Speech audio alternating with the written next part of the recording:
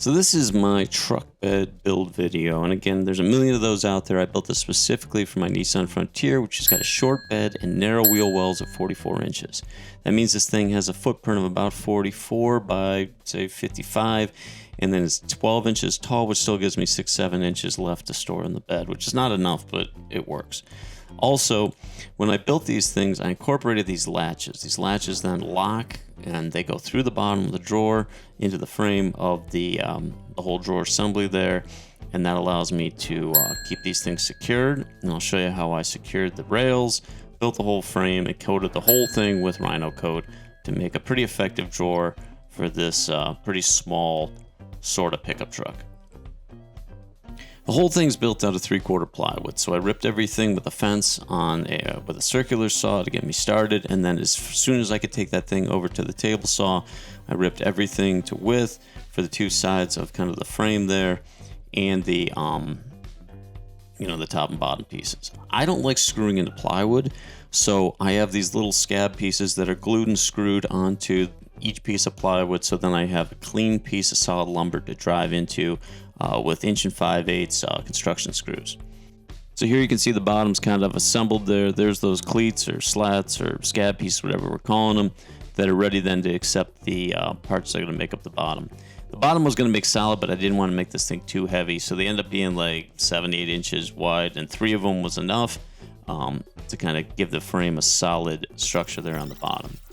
Now I'm ripping up the pieces for the drawers. I did kind of build them a couple different ways, and I ultimately settled on having the scab pieces underneath and inside the drawer there, which takes up a little bit of real estate, but not a big deal. Those get glued and screwed in, and then that kind of gives you the basis of your frames. Those are recessed inside so that everything sits flush. Here you can see that I ended up putting those scab pieces on the bottom, so they didn't take up any space inside the drawer, and then that gave me something to screw into. And even in this case, to make up the bottom, I didn't have a full piece, but those scab pieces tied the bottom together, so I'd have something for the bottom. When it came time for the drawer guides, I borrowed an idea from a guy's channel called Pask Makes. Does an excellent job building these out of 1-inch tube steel, which I had to weld up to get to my 50-some inches because I could only get 48-inch pieces. And then after I ground those down to give me a full 50-some inch guide, I used his idea of making a nice little template there for drilling the holes for the top and bottom. He uses 3/8 hole bearings. They're 7/8 on the outside diameter, they're 3/8 in the internal. And by using his layout, right, there's 12 per side, and even an extra one at the top at the end there so it doesn't kick out, you get a nice steady flow of these drawer guides. Now to fast forward the process here, I'd put my 3/8 nuts on my 3.5-inch bolt. I'd hold that thing and drive that thing through because, again, I had to make 48 of these. Actually, on the sides, those are shorter. Those are only 2-inch. The ones in the middle are 3.5-inch. And those are dual purpose. They have a bearing on the left side and the right side to do double duty for both sets of drawers there. And just to show you, the setup is bolt, bearing, nut, washer, and then on the other side, washer, nut. And of course, in the middle, you got to do that twice to have it on both sides there. And then with everything attached, you just grind the extra bolt off there with a grinder or a cutoff wheel. And then this is my first trial run. And again, I just have these kind of the rails tacked into the side of the drawer right now. To attach the rails to the side of the drawer, I did use number 10 self-tapping sheet metal screws, which I didn't like as an idea, but it worked really well. So I thought maybe I'd have to through bolt everything to the sides, but those held, and then I was ready to attach the top and lay out the faces and give these things their first pilot run. And when I opened them up the first time, everything glided very nicely and closed, and I was ready to move on to installing the latches on the faces.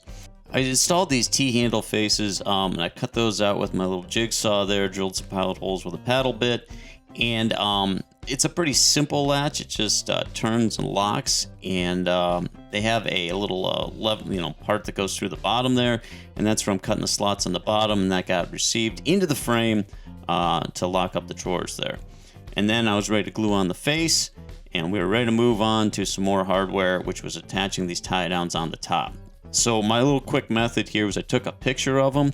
The flange on the top overlaps it, but I just wanted the shape of the recess that goes in. So I printed that out actual size, traced that onto the face there, And again, just using the little jigsaw there to cut everything out. And those things fit nice and flush with the top, and that gives me something to tie it down since this thing's blocking all my tie downs. Now for some final stuff, I made these panels for the either side of this thing to take up the gap to make me a nice flush top there. And then you can see once I dry fit this thing in there, they take up the gap pretty good.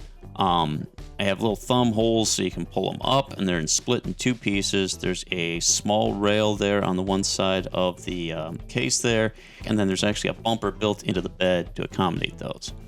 When it came time to painting them, I used a Herculiner for the whole thing. I've used it for truck beds, all kinds of stuff, trailers, wheelbarrows, and I feel like it gives you a good surface. You can see in that first coat, though, it's sucked in pretty good to the wood because you're supposed to seal the wood first before you paint it. I was too impatient to do that, so I did 1 coat, let it dry, put the second coat on, and you can see here in the end, it looks pretty darn good with 2 coats. Then I put all my hardwood back, so I have 4 tie downs on the top, and then the hardware for the latch goes back on the face of the drawer. And then when I shove that thing back in there, it is a tight fit to fit it between the 2 wheel wells, but it fit nice. And then I put my drawers back in, and here you can see that I use those, like most people do, these toggles, either tie down on either side of the bed to kind of hold that thing and prevent it from sliding out. The drawers open real nice and clean. Those rails worked out great. I did put a coat of black paint on to prevent it from rusting.